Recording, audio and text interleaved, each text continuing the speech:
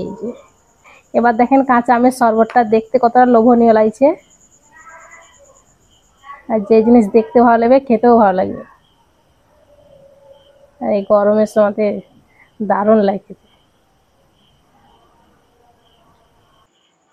মেহেক কিচেনে আপনাদের সবাইকে স্বাগত। এখন যা রোদ গরম পড়েছে, আর এই রোদ গরম লু থেকে বাঁচার জন্য আজকে আপনাদের আমি কাঁচা আমের শরবত বানিয়ে দেখাবো। আর এই শরবতটা একবার খেলে পরে একদম জান ঠান্ডা হয়ে যাবে, খেতে খুবই ভালো লাগে। আর যখনই বাচ্চারা বাড়ি থেকে খেলে আসবে বা স্কুল থেকে আসবে তখন এই শরবতটা বানিয়ে দেবেন, দেখবেন খুব আরাম পাবে। আসুন তাহলে দেখে নেন আমি কিভাবে কাঁচা আমের শরবতটা বানাচ্ছি।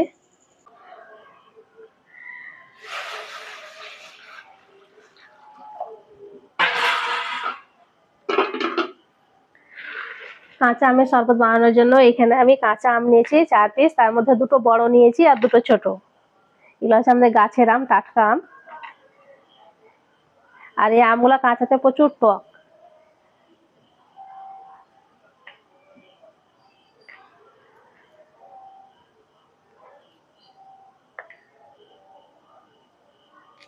আমটাকে আমি 2টো করে কেটে দিচ্ছি।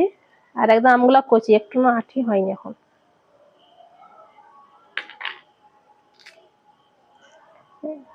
ভিতরে বীজটা বের করে দেবো। কড়াই আমি পানি দিয়ে দিয়েছি, পানিতে আমগুলা দিয়ে দিব।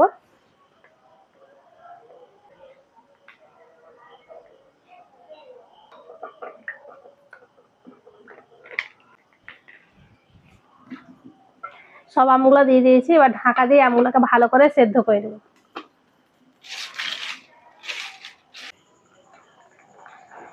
আমগুলাকে আমি 5 মিনিট ভালো করে সেদ্ধ করে নিয়েছি, আর খুব সুন্দরভাবে সেদ্ধ হয়ে গেছে।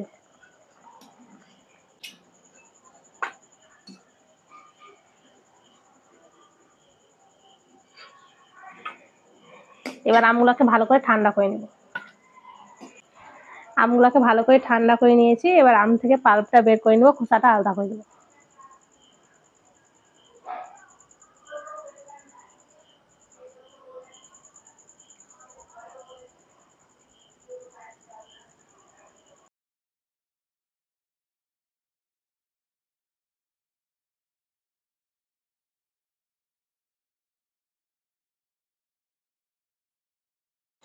আমটাকে আমি এভাবে সেদ্ধ করে নিয়েছি, আপনারা চাইলে পুড়িয়েও করে নিতে পারেন। পুড়িয়ে যে আমরা শরবত হয় সেটা আরো বেশি ভালো লাগে, পোড়ার একটা সেন্ট থাকে, যে আরো বেশি ভালো লাগে।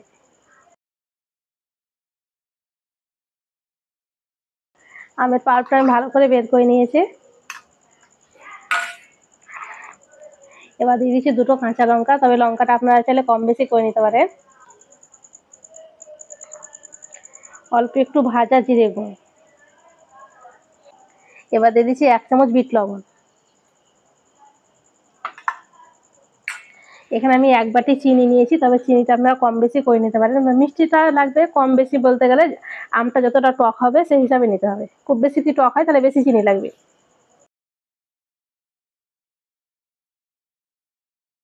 আমাদের গাছের আমটা অনেক টক আছে, তার জন্য আমি চিনিটা একটু বেশি দিয়েছি। আর অল্প একটু দিয়ে দিচ্ছি পুদিনা পাতা। এবার এগুলোকে খুব ভালো করে পেস্ট করে নিচ্ছি। খুব ভালো করে আমি পেস্ট করে নিয়েছি। এই যে দেখেন খুব ভালো করে পেস্ট হয়ে গেছে। এইভাবে বেশি করে বানিয়ে একটা কৌটোর মধ্যে ভরে রেখে দেবেন, মানে 1 সপ্তাহ পর্যন্ত রেখে খেতে পারবেন। এতে চিনি লবণ সবকিছু দেওয়াই আছে, শুধু পানি দিয়ে ঘুলে খেয়ে নিলেই হবে।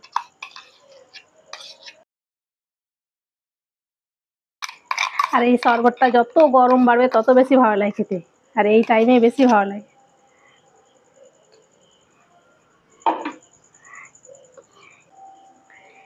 এইভাবে বানিয়ে রেখে দেবেন, যখন বাচ্চারা স্কুল থেকে আসবে বা খেলে আসবে তখন দিয়ে দেবেন শরবতটা, দেবেন খুব আরাম পাবে। সারাদিনের ক্লান্তি দূর হয়ে যাবে, একদম জান ঠান্ডা হয়ে যাবে। এবার শরবতটা বানিয়ে রাখাচ্ছি আপনাদের। শরবত রেডি হয়ে গেছে, আর মেহেক বরফ চলে এসেছে নিয়ে।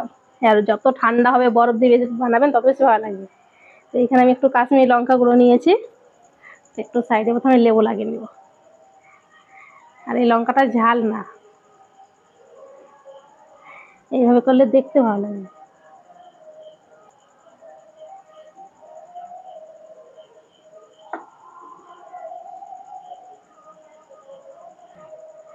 যে জিনিস দেখতে ভালো লাগবে খেতেও ভালো।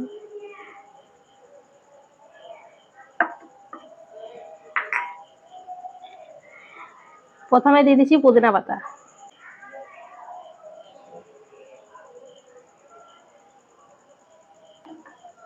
তারপরে দিয়ে দেবো বরফ,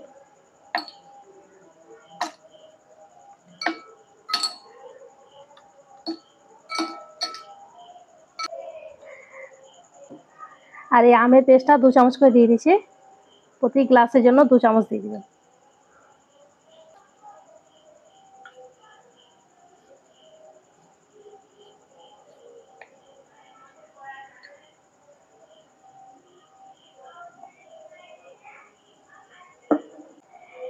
আর অল্প একটু করে দিয়ে দিচ্ছি ভাজা জিরে গুঁড়ো,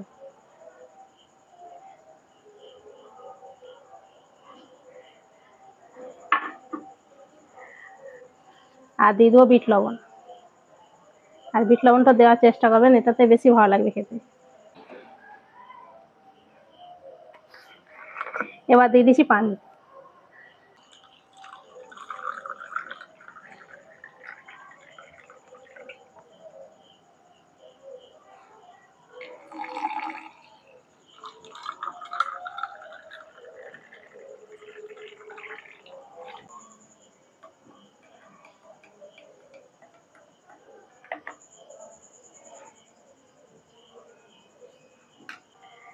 পানি দিয়ে ভালো করে ঘুলে নিয়েছি, আবার উপরে একটু বরফ দিয়ে দিচ্ছি।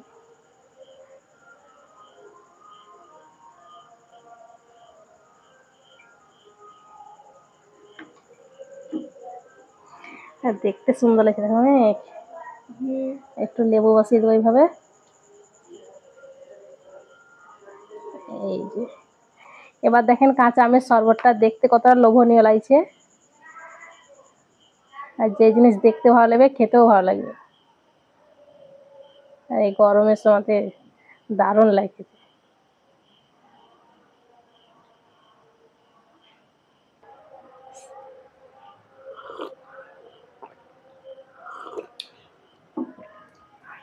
এক ঢোক খেয়ে একদম জান ঠান্ডা হয়ে গেল, এতটা টেস্টি। যারা একবার বানিয়ে খেয়েছে তারাই জানে যে এটা কত সুন্দর হয় খেতে। একবার হলে বাড়িতে বানিয়ে দেখবেন, বাড়ির সবাই খুব বেশি পছন্দ করবে। আশা করছি আজকের এই কাঁচা আমের শরবতটি আপনাদের অনেক ভালো লেগেছে। ভালো লেগে থাকলে প্লিজ লাইক কমেন্ট শেয়ার করবেন, আর আমার চ্যানেলটি অবশ্যই সাবস্ক্রাইব করবেন। সবাই ভালো থাকবেন, ধন্যবাদ। খেয়ে যান, ঠান্ডা হয়ে গেল।